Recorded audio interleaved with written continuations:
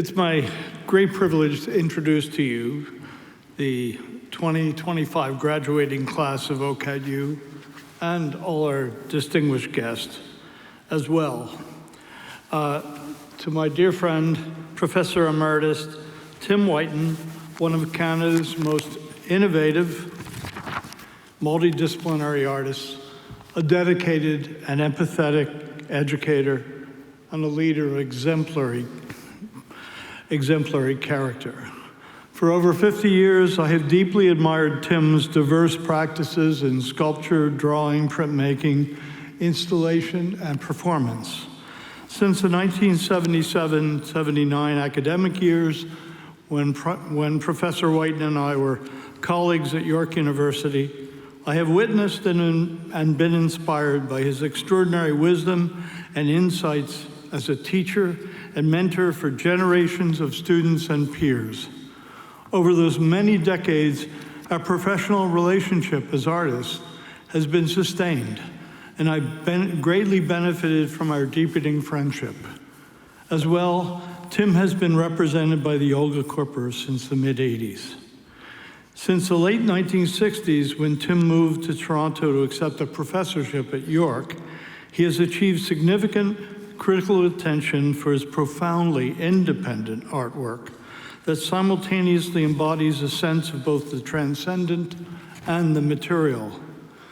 While occasionally employing traditional drawing media, Tim has combined unusual and commonplace materials such as wood, leather, adobe, cast glass, and recycled and ready-made elements, and even human skulls to create compelling objects of contemplation.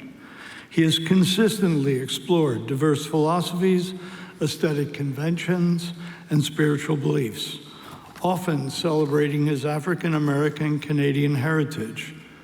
Tim has received many official accolades for his exceptional contributions to Canadian culture and higher education, such as the York Faculty of Fine Arts Dean's Teaching Award, finalist for the Ontario Premier's Award for Excellence in the Arts, the Gershon Iskowitz Prize in 2022, and the Governor General's Award in Visual and Media Arts 2023 from the Canada Council. As well, a major retrospective exhibition, Tim Whiten, A Little Bit of Light, is currently on view at the Art Gallery of Ontario, and the Art Canada Institute has recently published an impressive book, Tim Whiten, Life and Work by Carolyn Bell Farrell. I'm deeply gratified that OCAD University has decided to award him a Doctor of Fine Art honoris causa. Tim Whiten is surely an inspiration to OCAD students, faculty, and its extended community.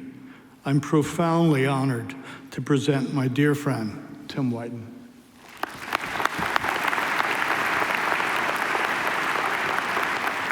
On behalf of the Senate of OCAD University, I confer upon you, Tim Whiten, the degree of Doctor of Fine Arts honoris causa with all the rights and privileges thereunto appertaining.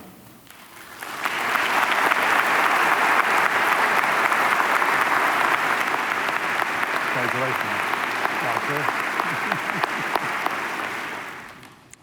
Mr. Chancellor, Madam President, honored colleagues, fellow graduates, it is a great honor to receive this, and I am speechless. There are lots of things that come along in my mind in relation to the fellow graduates that are here today. A couple of things that I want to say to you that are important, and hopefully that you will remember them. What is the takeaway from your experience provided by your teachers? What will you have to confront after you leave this institution? And what can be considered success or failure in the long term? You are sure to meet adversity. Here is some wisdom from those who have preceded us. From William Shakespeare, a quote from Henry VI, Part 3, Act 3, Scene 1. Quote, "Let me embrace thee, sour diversity, for wise men say it is the wisest course. It fosters creativity, promotes growth, builds character, deepens relationship, and inspires empathy."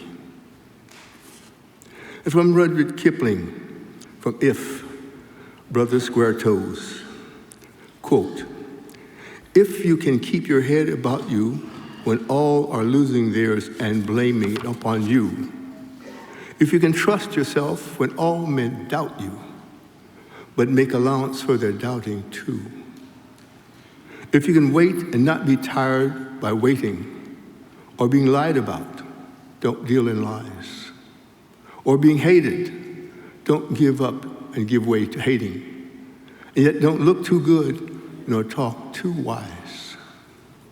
If you can dream and make your dreams your master, and not make dreams your master, if you can think and not make thoughts your aim, if you can meet with triumph and disaster, and treat those two impostors just the same, if you can bear to hear the truth you've spoken, twisted by knaves to make a trap for fools, or watch the things you gave your life to broken, and stoop and build them up with worn-out tools. If you can make one heap of all your winnings and risk it on one turn of pitch and toss, and lose and start again at your beginnings and never breathe a word about your loss.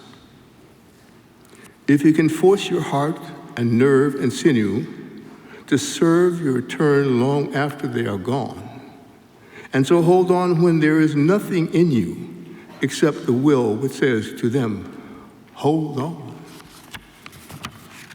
If you can talk with crowds and keep your virtue, or walk with kings nor lose the common touch, if neither foes nor loving friends can hurt you, if all men count with you but none too much, if you can fill the unforgiving a minute with 60 seconds worth of distance run, yours is the earth and everything that's in it. And I leave you with some important words from William Shakespeare and me, Tim, from As You Like It, Act 2, Scene 1. Quote, "Sweet are the uses of adversity, which like the toad, ugly and venomous, wears yet a precious jewel in his head. And this our life, exempt from public count, I find tongues in trees, books in the babbling brooks, and sermons in stone. I would not change it." Use what you've learned here as a platform to contribute to the world, knowing that in the current world you will meet adversity. Learn from it and confront it with all your strength and all your creative abilities to help yourself and those of your community. If you do this, there will be success for everyone. Thank you.